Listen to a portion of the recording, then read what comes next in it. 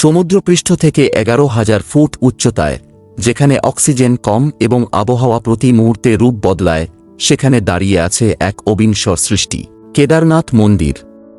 2013 সালের সেই প্রলয়ঙ্কারী বন্যায় যখন পুরো শহর ধ্বংস হয়ে গিয়েছিল, তখন মন্দিরটি কিভাবে অক্ষত রইল।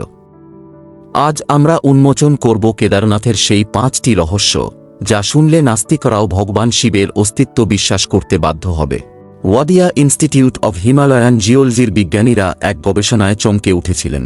তারা লক্ষ্য করেন, কেদারনাথ মন্দিরটি প্রায় 400 বছর ধরে সম্পূর্ণভাবে বরফের নিচে চাপা পড়েছিল। 13 থেকে 17 শতাব্দী পর্যন্ত এই মন্দিরের ওপর দিয়ে বয়ে গিয়েছিল বরফ যুগ বা লিটল আইস এজ। কিন্তু আশ্চর্যের বিষয় হল, 400 বছর বরফে জমে থাকার পরও মন্দিরের একটি পাথরেও ফাটল ধরেনি। কোন জাদুকরী স্থাপত্যশৈলী ব্যবহার করা হয়েছিল এই মন্দিরে? মেঘভাঙা বৃষ্টি আর হরপ্পা বানে যখন কয়েক হাজার মানুষ নিখোঁজ হয়ে গিয়েছিল, তখন একটি বিশাল ঢেউ মন্দিরের দিকে ধেয়ে আসছিল। ঠিক সেই মুহূর্তে পাহাড় থেকে একটি বিশাল পাথর, যাকে আজ আমরা ভীমশিলা বলি, এসে মন্দিরের ঠিক পেছনে আটকে যায়। সেই পাথরটি জলকে দুভাগে ভাগ করে দেয়, যার ফলে মন্দিরটি এক চুলও নড়েনি। প্রশ্ন হল, সেই পাথরটি ঠিক সেই মোক্ষম সময়েই কেন নেমে এলো? এটি কি কেবলই পদার্থবিদ্যার নিয়ম, নাকি কোনো অলৌকিক সুরক্ষা? পৌরাণিক কাহিনী অনুসারে, কুরুক্ষেত্রের যুদ্ধের পর পাণ্ডবরা যখন শিবের দেখা পেতে হিমালয়ে যান, তখন মহাদেব নিজেকে একটি মহিষের রূপে লুকিয়ে ফেলেন।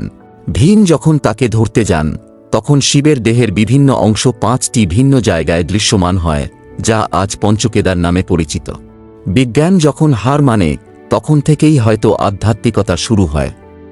কেদারনাথ কেবল একটি মন্দির নয়, এটি এক পরম শক্তির কেন্দ্রবিন্দু, যা শতাব্দীর পর শতাব্দী ধরে আমাদের রক্ষা করছে। আপনার কি মনে হয়, ভীমশিলার আগমন কি আসলেও মহাদেবের কৃপা? কমেন্টে আপনার মতামত জানান। ভিডিওটি ভালো লাগলে শেয়ার করুন আর এমন সব মহাজাগতিক রহস্য জানতে সাবস্ক্রাইব করুন ফ্যাক্টস মিস্ট্রি বাংলাকে।